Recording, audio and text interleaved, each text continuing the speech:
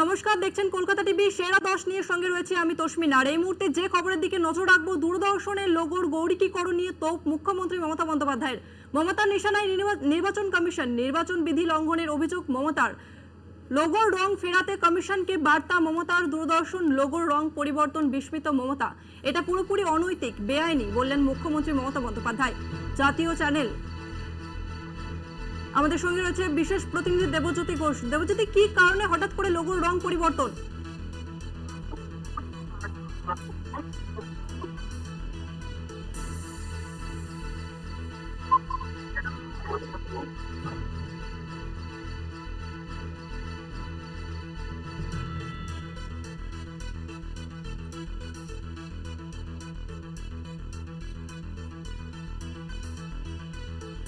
দেবজ্যোতি, শোনা যাচ্ছে?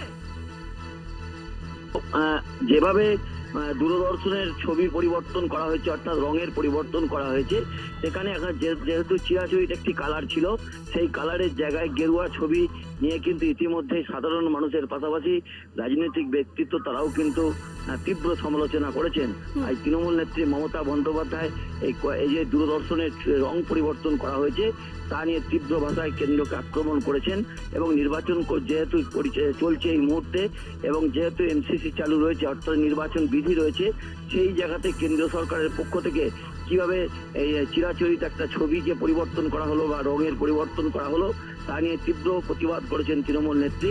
এবং যেটা বলেছেন, একেবারে এটা একটা ক্রিমিনাল অফেন্স। ইতিমধ্যে নির্বাচন কমিশনের দ্বারস্থ হবেন বলে তৃণমূল কংগ্রেস নেতৃত্ব ভেবেছেন। অর্থাৎ যেভাবে গেরুয়া রং করা হয়েছে দূরদর্শনের যে লোগো, তা নিয়ে কিন্তু সরব হয়েছে বিভিন্ন রাজনৈতিক দল।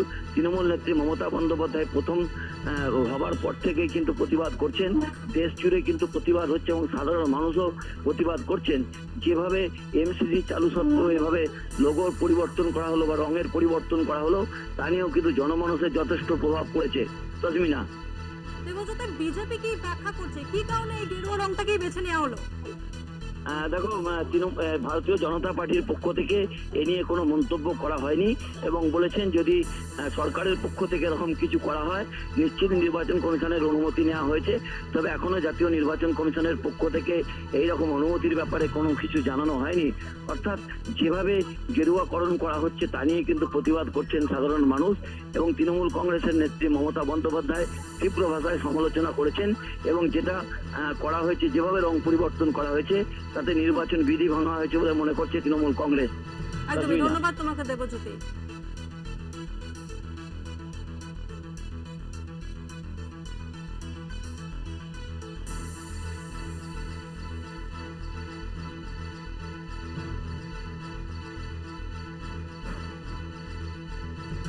জহর সরকার রাজ্যসভা তৃণমূলের সাংসদ, তিনি ঠিক কি বলেছেন শোনাবো আপনাদের।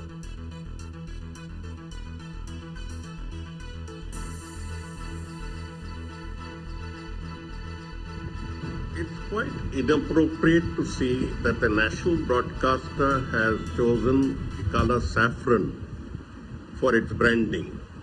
You see, you can call it orange, you can call it by whatever color you want to. The popular association of this particular color is with saffron, is with one religion, and the lines between the state, the government, the party, the organization and the religion get blurred. After all, Prasar Bharati or Doordarshan has a large footprint. Its visuals are seen and many of them are embedded in the public mind. And to utilize this platform to spread the colors of one religion, if I may put it. Now, one can always say that, well, it's there in the national flag, but it's there along with other components, other colors. Think of it the other way around. What if some religion decided to put the crescent as a symbol, saying that the crescent moon is a symbol of a lot of other things as well? It doesn't work. So you know exactly what religion the crescent moon or even, let's say, green represents. So we need not fool ourselves on this count. It is a gross violation, and I would consider this transgression of the model code of conduct of using a particular color signifying a particular religion over the state machinery, over the state-funded machinery, a network that is supposed to be completely neutral and at arm's length. নজর রাখবো পরবর্তী খবরে। প্রথম দফার vote মিটেছে, নজরে রাজ্যের বাকি কেন্দ্রগুলি। 7 মে তৃতীয় দফার ভোট মালদার 2 লোকসভা কেন্দ্রে। জেলার গাজল ও মানিকচকের সভা থেকে বিজেপিকে নিশানা করলেন মমতা বন্দ্যোপাধ্যায়। হিসেব দিয়ে বোঝালেন জনতাকে বিজেপির পক্ষে 400 পার করা অসম্ভব।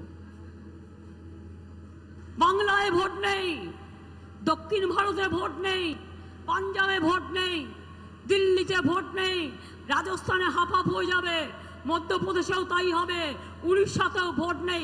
ভোটটা আসবে কোথা থেকে? মগের মুল্লুক থেকে। বিজেপির 400 পারের জবাব দিলেন মমতা। এদিন 200 গন্ডিও পেরোতে পারবে না বলে বিজেপিকে তোপ দেখেছেন তৃণমূল সুপ্রিমো। এবার রাজ্য ধরে ধরে হিসেব করে কটাক্ষ মমতার। 2019 লোকসভা নির্বাচনেরও প্রসঙ্গ টেনে আনলেন তিনি। আগের বারে সব পেয়ে সংখ্যাটা হয়েছিল 303, আর এবার বলছে ইস বার 400 পার। আমি বলি ইস বার পগার পার। বিজেপি হিংসায় জ্বলছে। রামনবমীতে পরিকল্পনা করে হিংসা ছড়ানো হয়েছে। গাজলের সভামঞ্চে মমতার নিশানায় বিজেপির বিরুদ্ধে সমাজ মাধ্যমে হিংসা ছড়ানোর অভিযোগ মমতার। ধর্ম নিয়ে মিছিল আপনি করতেই পারেন, কারো কোনো আপত্তি নেই। জোর করে দাঙ্গা করা, আর দাঙ্গা করে একটা সেকশনের উপরে দাঙ্গার কেস চাপিয়ে দেওয়া, এটা হবে না। 7 মে তৃতীয় দফায় ভোট মালদায়। তার আগে মালদার 2 সভামঞ্চ থেকেই মূলত বিজেপিকেই নিশানায় রাখলেন তৃণমূল নেত্রী। তোপ দাগলেন সিপিএম কংগ্রেসের বিরুদ্ধেও। জানালেন জাতীয় স্তরে ইন্ডিয়া জোট হলেও রাজ্যে একাই লড়বে তৃণমূল কংগ্রেস। কলকাতা টিভি। সেরা দর্শে এখন সময় একটা বিরতির। ফিরছি বিরতির পর। ফিরে এলাম বিরতির পর। বীরভূমে তৃণমূল প্রার্থী শতাব্দী রায়ের প্রচারে বোলপুরের বিজেপি প্রার্থী পিয়া সাহার দাদা। বিজেপি প্রার্থীর দাদা হঠাৎই তৃণমূলের প্রচারে কেন? তৃণমূল তাকে বুথ সামলানোর দায়িত্ব দিয়েছে। রাজনীতিতে এলেও বিজেপির নয় কেন? নিজের বোনের পার্টি ক্ষমতায় এলে বাংলার দিদি পার্টির মতো উন্নয়ন করতে পারবে না, তাই তিনি তৃণমূলে। পিয়ার দাদা তৃণমূলে আসা নিয়ে লাল মাটিতে রাজনৈতিক আলোচনা তুঙ্গে। তৃণমূল প্রার্থীর প্রচারে বিজেপি প্রার্থী দাদা জানিয়ে লালমাটিতে রাজনৈতিক উত্তাপ চড়ছে। শুক্রবার সাঁইথিয়ায় মহিলা কর্মীদের নিয়ে একটি কর্মী সভা করে তৃণমূল। সেই সভা থেকেই শতাব্দী রায়কে ভোট দেওয়ার আবেদন করেন বোলপুরের বিজেপি প্রার্থী পিয়া সাহার দাদা তন্ময় সাহা। মঞ্চে তন্ময়ের বক্তৃতা শুনে বোঝাই যাচ্ছিল রাজনীতিতে অনভিজ্ঞ তিনি। 9 নম্বর ওয়ার্ডে তৃণমূলের বুথ সভাপতির দায়িত্ব দেওয়া হয়েছে তন্ময়কে, কিন্তু তিনি রাজনীতিতে অনভিজ্ঞ হলেও তৃণমূলে কেন?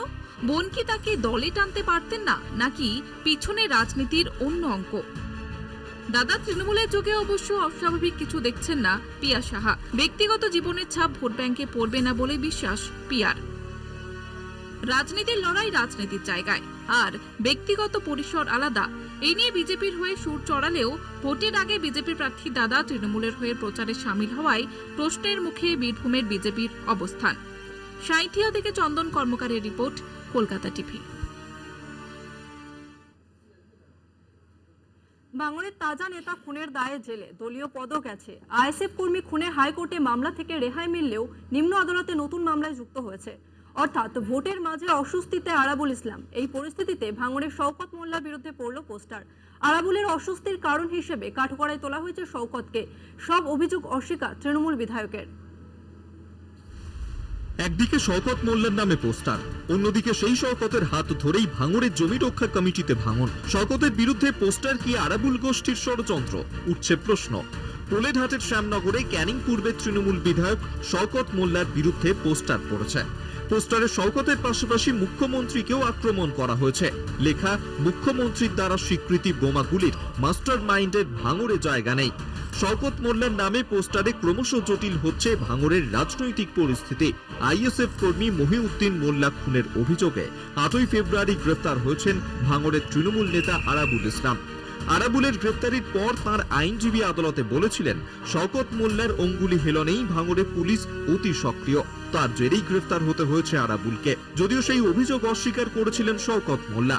2006 সালে শওকত মোল্লা ভাঙড়ে জিতে বিধায়ক হন। তারপর থেকে ভাঙড়ের পঞ্চায়েত সমিতির সভাপতি, কখনো সহসভাপতি হয়েছেন আরাবুল। 2018 সালে পঞ্চায়েত নির্বাচনের আগেও গ্রেফতার হন আরাবুল। বর্তমানে আরাবুলের অনুপস্থিতিতে ভাঙড়ের দায়িত্ব সামলাচ্ছেন দলের পর্যবেক্ষক শওকত মোল্লা। গ্রেফতারির পর আরাবুলকে ছাড়াই লোকসভা নির্বাচনে লড়ার সিদ্ধান্ত নিয়েছে তৃণমূল। ভাঙড় 2 নম্বর ব্লক তৃণমূলের আহ্বায়কের দায়িত্ব থেকে সরিয়ে দেওয়া হয়েছে আরাবুল ইসলামকে। এই পরিস্থিতিতে শওকতের বিরুদ্ধে পোস্টারের নেপথ্যে আরাবুল গোষ্ঠী কিনা উঠছে প্রশ্ন। শওকতের বিরুদ্ধে অভিযোগ যতই জমাট বাঁধুক, ক্যানিং পূর্বের বিধায়কই ভাঙন ধরালেন জমি রক্ষা কমিটিতে। শওকতের হাত ধরে তৃণমূলে যোগ দিয়েছেন জমি কমিটির পঞ্চায়েত সমিতির সদস্য সিরাজুল ইসলাম ওরফে মিন্টু। শুধু জমি জীবিকা বাস্তুতন্ত্র পরিবেশ রক্ষা কমিটিতেই ভাঙন ধরেনি, বেশ কয়েকজন আইএসএফ কর্মীও যোগ দিয়েছে তৃণমূলে। সবার মুখেই জমি জীবিকা কমিটির বিরুদ্ধে বিষোদ্গার। ভাঙড় থেকে জাহাঙ্গীর হোসেনের রিপোর্ট, কলকাতা টিভি। গরম তো কমছেই না, বরং প্রতিদিনই 1 থেকে 2 ডিগ্রি করে তাপমাত্রা বৃদ্ধি পাচ্ছে। উত্তরের থেকেও দক্ষিণবঙ্গের জেলাগুলির অবস্থা খারাপ, বইছে তাপপ্রবাহ, পারদ ছাড়িয়েছে 40 ডিগ্রি। আগামী 3 দিন দক্ষিণবঙ্গের তাপমাত্রা আরও বৃদ্ধি পেতে পারে, এমনটাই পূর্বাভাস দিল আলিপুর আবহাওয়া দপ্তর। একই সঙ্গে বৃষ্টির সম্ভাবনার কথা শোনালো হাওয়া অফিস, তবে সেই বৃষ্টি উত্তরে। প্রচন্ড গরমে পড়ছে রাজ্যবাসী, লুয়ের দাপটে কার্যত হাঁসফাঁস অবস্থা। এরই মধ্যে দক্ষিণবঙ্গের 7 জেলায় চরম তাপপ্রবাহের আভাস দিল আলিপুর আবহাওয়া দপ্তর। মঙ্গলবার পর্যন্ত তাপপ্রবাহের পরিস্থিতি থাকবে বলে অনুমান আবহাওয়া বিজ্ঞানীদের। 2 মেদিনীপুর, 2 বর্ধমান, ঝাড়গ্রাম, বাঁকুড়া, বীরভূমে তীব্র তাপপ্রবাহের পূর্বাভাস রয়েছে। সোমবার থেকে উপকূলের আবহাওয়া পরিবর্তন হতে পারে, হালকা বৃষ্টির সম্ভাবনা ক্রমশ বাড়বে। আগামী সোমবার থেকে কিছু জেলায় বিক্ষিপ্তভাবে বৃষ্টির পূর্বাভাস দিয়েছে আলিপুর আবহাওয়া দপ্তর। severe heat wave at isolated places on day 1, day 2 মানে আজ এবং কাল। এবং আমাদের ওয়ার্নিং এর কালার হচ্ছে লাল, নট কমলা, লাল। দক্ষিণবঙ্গের কয়েকটি জেলায় হালকা বৃষ্টি হতে পারে, তবে সেই বৃষ্টিতে গরম খুব একটা কমবে না বলেই জানাচ্ছে হাওয়া অফিস।